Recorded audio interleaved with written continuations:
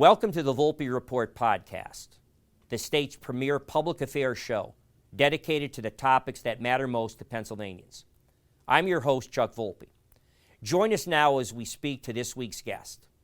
The following half-hour show is a paid political program and is not endorsed by this station, management, or staff. The following program is sponsored by Excalibur Insurance Management Services. On this week's show, we welcome Marc Levy, the political bureau chief for politics for Pennsylvania for the Associated Press. Marc is a native of Colorado and graduated from Boston University with a journalism degree, and then went to work for the Associated Press. At AP, he would go on to become editor and publisher, assigned to cover Pennsylvania politics. In 2008, the Politicker PA named Marc one of those most powerful political reporters in Pennsylvania. His work has been featured in the Washington Post, the Los Angeles Times, the Houston Chronicle, Yahoo Entertainment, and Bloomberg Business Week. In his time at AP, Marc has covered the administrations of 3 governors, as well as 5 campaigns for the United States Senate. He is also an international reporter for the AP, having covered the Civil War in Cambodia. On today's show, we will be discussing the Republican landslide in Pennsylvania and the effect that will have on state government, including the canary in the coal mine, which is that the Pennsylvania House of Representatives somehow remain Democrat despite all the red paint over the Pennsylvania map. We will also discuss what the outcome means for Governor Josh Shapiro and his future ambition to run for President of the United States in 2028. Finally, please stay tuned for my post-mortem on why the Democrats lost this election, which will immediately air following the show. This is the Volpe Report, a weekly news and political interview show examining the latest local, state, and national issues with Chuck Volpe. Insightful, informative, controversial, the area's premier political talk show, the Volpe Report. Marc, welcome to the Volpe Report. Thanks for having me. Well, you've been a regular guest going back a bunch of years. I know you were, this is your first time solo, so I have the pleasure of your company all by yourself. What's your take, and you have as long as you want, starting with the presidential race, the U.S. Senate race, the Republicans effectively sweeping most of Pennsylvania. They swept all the row offices in a major way. They flipped congressional seats. In my media market, 2 heavyweights went, Susan Wild and House Appropriations Chairman Matt Cartwright, to neophytes, to young, never-before candidates.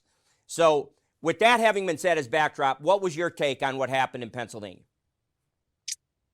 So it all really just does flow from the top, the election of Donald Trump, and that's where most people are casting their votes, right?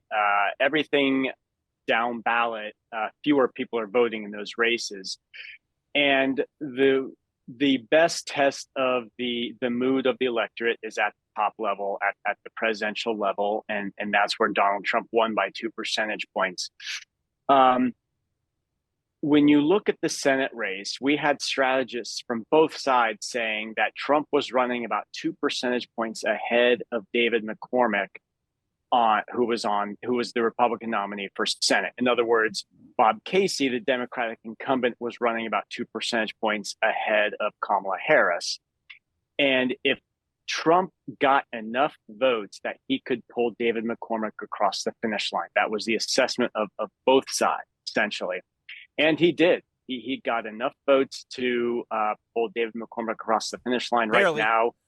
Right, barely. The votes are still being counted. There's a lot of provisionals that counties are still sorting through. There's going to be a state-mandated recount, Correct. Because it is within the margin. Right.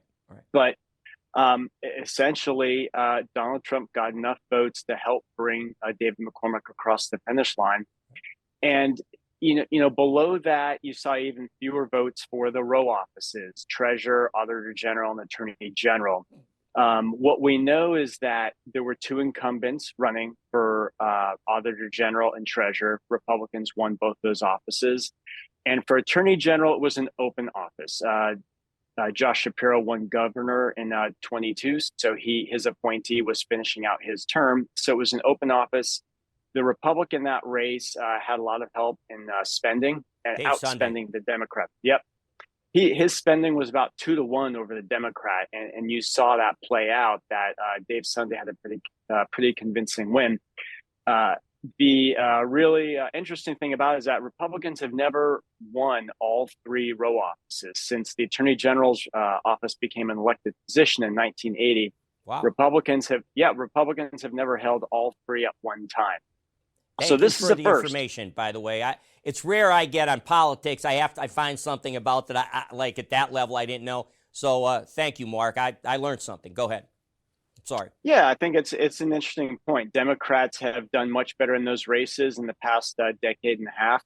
And then we see at the state Senate level, Republicans will maintain their 28-22 majority in that chamber. They lost 1 seat in the Harrisburg area, which was expected.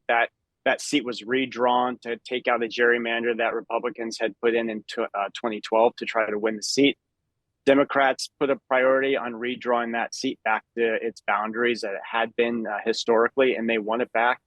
But Republicans also pulled off a pretty impressive victory by picking up a Philadelphia seat, a northeastern Philadelphia seat. And so they've been able to keep their 28-22 margin in that chamber. In the state house, incredibly, it is still a 1-seat Democratic majority. It was a 1-seat Democratic majority in the last session. And out of 203 seats on the ballot, none of them changed hands. They all went back to their original owners. It's pretty impressive. The 1 seat that had been in question was in Johnstown, where there's a Democrat, Frank Burns, who often votes with Republicans on top level legislation on high profile or controversial legislation, and he was able to maintain that seat despite it otherwise being a Republican performing area. Yeah. Well, one of the things you and I had talked about off camera with this red wave that washed across the whole country, basically, and of course in Pennsylvania as well, as we documented and you broke down very nicely, all starting with the presidential and on down. You know, the politician in me, having watched this a long time, it's hard for me to conceive, and I'd like your what I consider expert opinion. How did the Republicans not take the House when they only had to pick up 1 seat? Like, based on what happened, we lost a 6-term House Appropriations Chairman for Congress. We lost, I think, a 6 or 7 term right next door in Susan Wild. They were not races that people thought could flip. I didn't think so, to be honest with you. So they flipped them. How do they not flip 1 seat somewhere in this gigantic Commonwealth of Pennsylvania, somewhere that would have allowed them to have the majority in the House? Your opinion, Mark. Yeah, and I'm glad you brought up those 2 congressional seats. I neglected to mention that Republicans also picked up 2 congressional seats in Pennsylvania, which is going to go a long way towards helping them maintain the majority in the U.S. House for the first 2 years of Donald Trump's second term. That's been called, by the way, officially. They have kept the House. Right. And those 2 seats in Pennsylvania were super helpful to Republicans. That was Matt Cartwright, a 6-term Democratic incumbent in the Scranton and Wilkes-Barre area who lost, and Susan Wild, a 3-term incumbent, Democratic incumbent from the Allentown area who lost. Right. And so, the difference between the federal offices and the state offices is that every voter survey that I've seen and that AP did shows that inflation was a really powerful motivator for swing voters. And with Donald Trump on the ballot, he's very powerful, getting people to come out and vote and to come out and vote for him. And those 2 forces combined really helped Republicans at the federal level, particularly U.S. Senate congressional races, not to mention himself. When you're talking about the state level, you have these very small districts, right, for House. There's 203 seats. That carves up Pennsylvania to 203 districts. And people are voting on more local issues. They're also voting for someone who they're familiar with, who's been on the ballot before. And that person is being challenged by an incumbent who they may not know much about. These typically are low information races with local issues. And so it's a different dynamic, the way people vote for, say, a state house race than they do for, say, president. And that will help explain to some degree why there might be some ticket splitting, why there might be people who vote at the top of the ticket for president and maybe U.S. Senate, but they're not voting in their state house race because they don't know who's running or they're not familiar with those candidates. And so the Trump effect at the top of the ticket may not necessarily flow all the way down to the bottom of the ticket for Republicans. Maybe the Democrats did a better job of drawing the districts.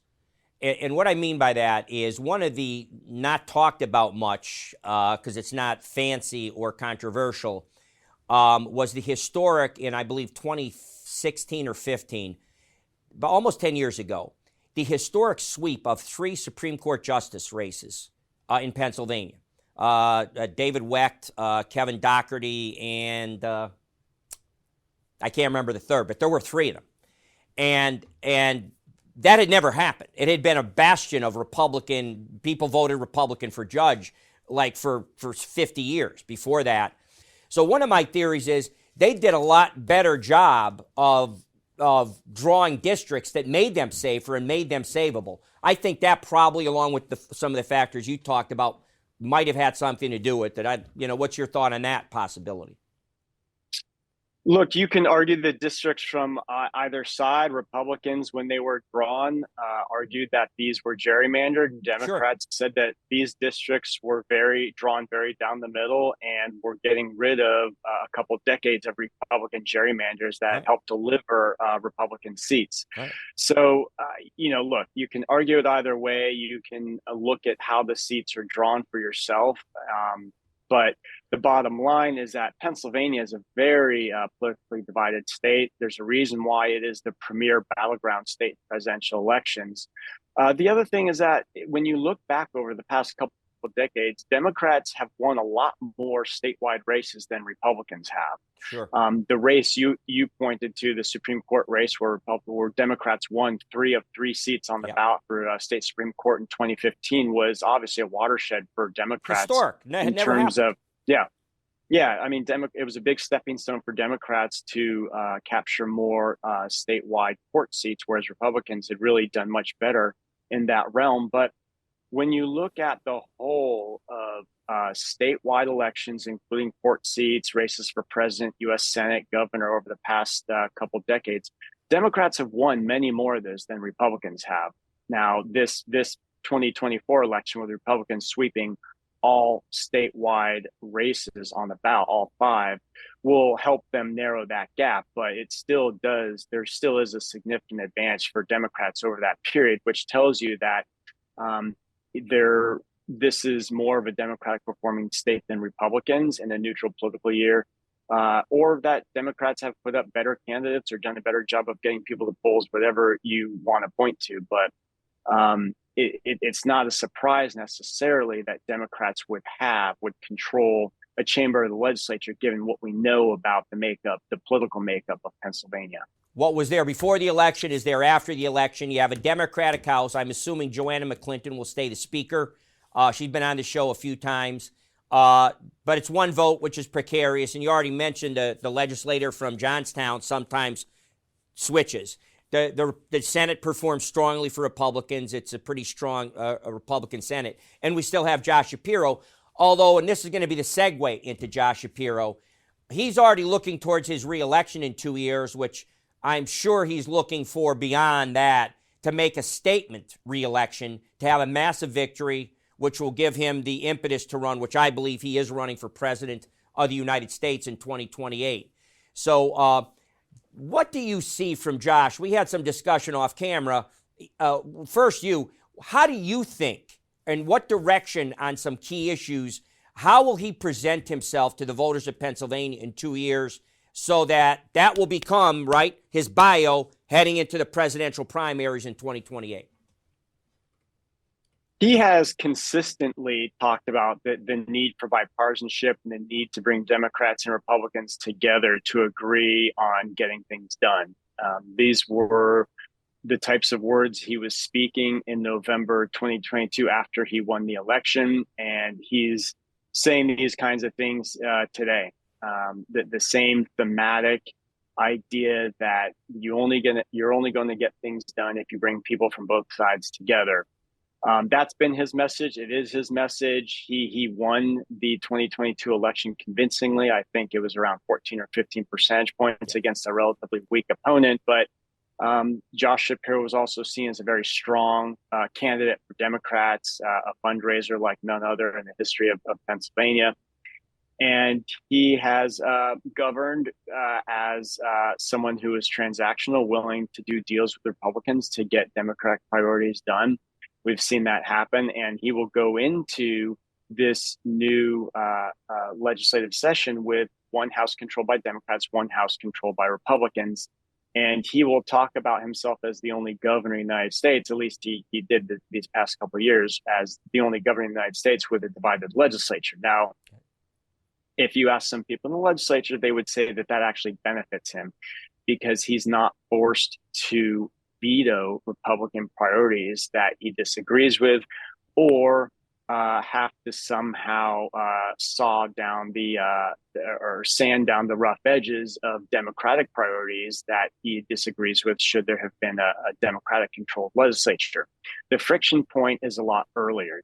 The Democratic House blocks Republican priorities from the Senate that they disagree with, and vice versa, so that Josh Shapiro isn't forced to be the bad cop in the room by vetoing a lot of Republican legislation. This will be his message. It has been his message of bipartisanship, and quite likely he will carry that into his reelection campaign, which, given the 2-year cycle, essentially is going to begin in January. Have you heard about any Republicans that would be looking to take him on? I've heard of one myself right off the top. I've heard Stacey Garrity has talked to some people about it. And beside her, have you heard about anybody else? I haven't heard about anybody else. I would just say for her, you're right. She landed a lot of votes in this past election. She campaigned hard in 2022 for Republican candidates. So she has put herself in front of a lot of Republican audiences around the state.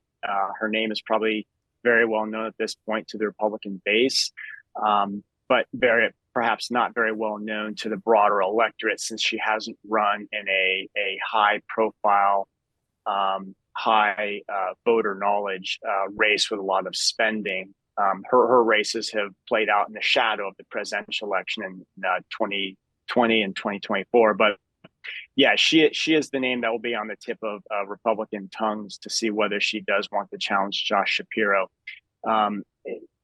For the 2 years where she was treasurer and Josh Shapiro was governor, they did work very well together.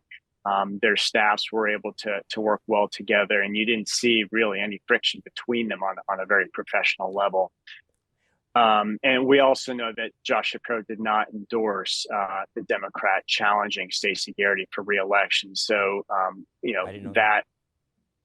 that situation also may have engendered some friendliness between them. Whether she'll run is anyone's guess. But you're right that her name will be prominent as Republicans search for a challenger to Josh Shapiro. And we'll get you out of here on this, Mark. So always saving the best for last. And I understand this is utter speculation, but that's what politics is, right? People speculate. Is Josh Shapiro going to run for president? Do you think he will, if he wins, as he will be the odds-on favorite to win overwhelmingly re-election to governor, that he will pivot and then be a candidate for governor, for president of the United States in 2028? Just personal opinion. Yeah. Yeah, look, I have no idea. I could guess, but I'd probably be wrong. But, what we know is that Josh Shapiro is viewed as a rising star in the Democratic Party. He was on the short list of candidates interviewed by Kamala Harris to be her running mate. He didn't make it, as we know. The governor of Minnesota, Tim Walz, was her choice to be her running mate. But he is on a short list of rising stars in the Democratic Party. He will be the favorite to win re-election for governor in this state after having such a successful run in 2022. And what happens after that is anyone's guess. There will be a lot of people who want that nomination. For all we know, Kamala Harris could run again. U.S. senators tend to see themselves as presidential material, and there's a number of governors around the United States who are Democrats who also will have, presumably, their eyes on the White House. One of the, I guess, the Democratic critiques of themselves, hindsight being 2020, on what happened to this election was that they didn't have a primary, even if it was a short one, that they didn't have a primary. They were kind of cheated out of putting up their best candidate. Again, hindsight's 2020, but the overwhelming consensus that she wasn't the best candidate, for a number of reasons, either her own failed campaign in 2019, meaning Kamala Harris, or the fact that she was going to inherit all of Joe Biden's baggage, so which were anchors, obviously, on her in her run for president. So, yeah, I tend to agree with you. I think it's going to be fun to watch. You're going to need two platforms on the debate stages for all the candidates that I expect will be running on the Democratic side. And it could be that the debate within the Democratic Party that's playing out now, whether the party needed to be more moderate or needed to be more progressive, and the reasons why it lost. And that debate playing out now could shape who runs in 2 years, or who throws their names into the hat to run. That debate that's happening now in the party could shape the primary in 2 years. Thank you, Mark. Thanks for the work you do, and I love reading you. Thanks for having me. I appreciate it.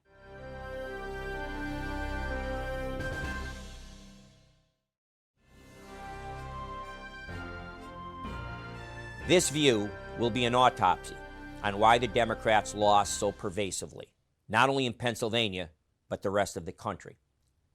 Having already given my perspective in last week's show, this view will be a compilation harnessing a cross-section of editorial writers across the ideological spectrum.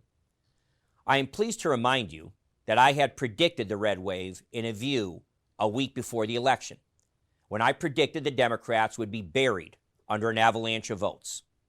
In today's view, I will address the rise and fall of the National Democratic Party.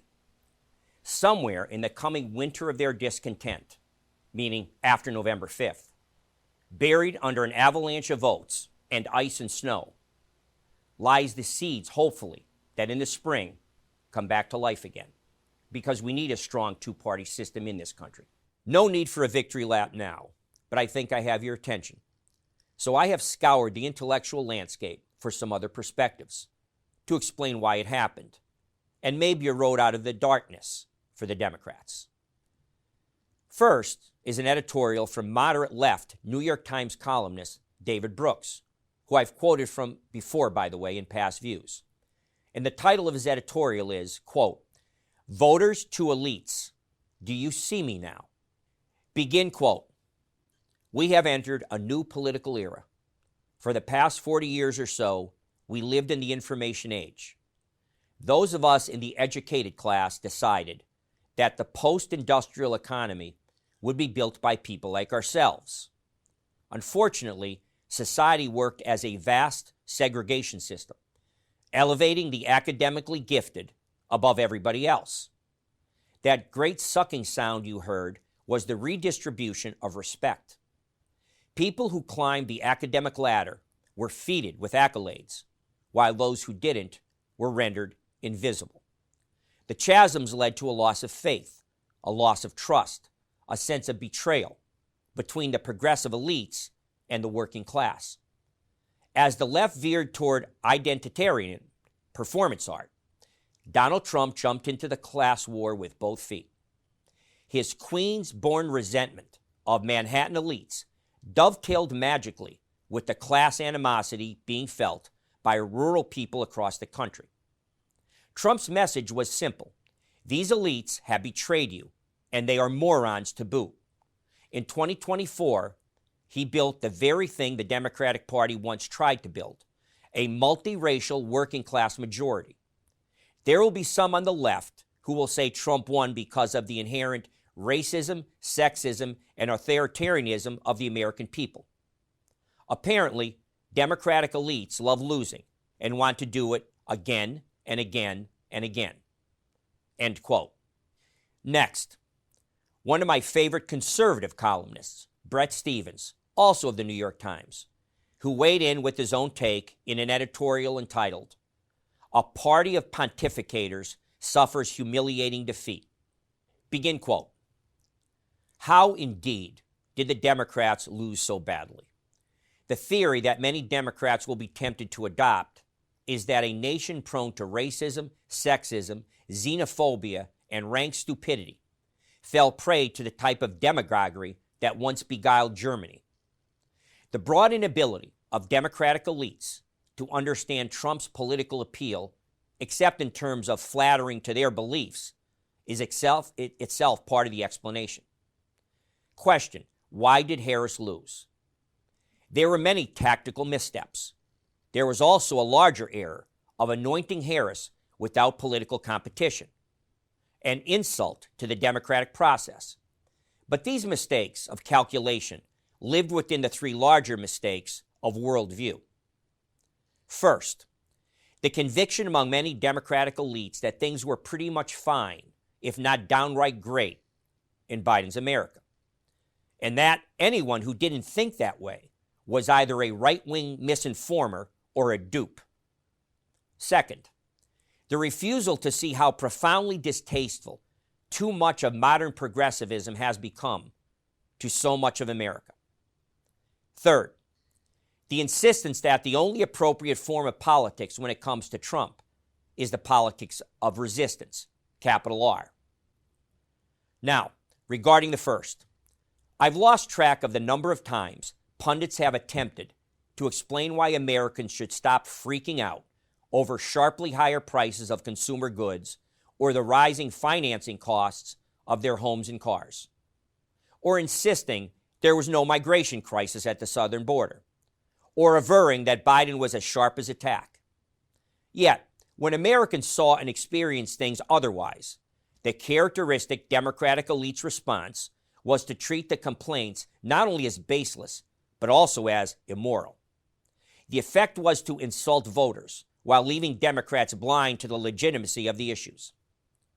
Second, the dismissiveness with which Democratic elites treated those concerns was part of something else. Dismissiveness toward the moral objections many Americans have to various progressive causes. Question: concerned about gender transitions for children or about biological males playing in girls' sports teams? You're a transphobe. Dismayed by tedious DEI seminars that treat white skin as inherently problematic? You're a racist.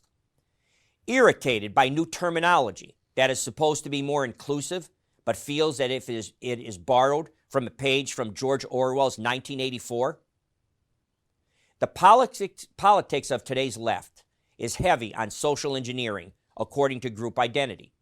It also increasingly stands for the forcible imposition of the bizarre cultural norms. And finally, last, the Democratic elites thought that the best way to stop Trump was not to treat him as a normal, if obnoxious, political figure with bad policy ideas, but instead as a mortal threat to democracy itself. This style of opposition led Democrats astray. It goaded them into their own form of anti-democratic policies. Today, the Democrats have become the party of priggishness, pontification, and pomposity. It makes them feel righteous, but how is that ever going to be a winning electoral look? End quote. Well, there you have it, a way out of the darkness. The bad news for Democrats so far is that the hysteria and denial and anger are still clouding their judgment. They are still blaming Americans for their vote instead of looking in the mirror, which means the losing will continue unless they change. Thanks for joining us for this edition of the Volpe Report podcast. Be sure to visit our YouTube and Facebook pages for upcoming episodes. You can catch up on the Volpe Report podcast on your favorite podcast provider.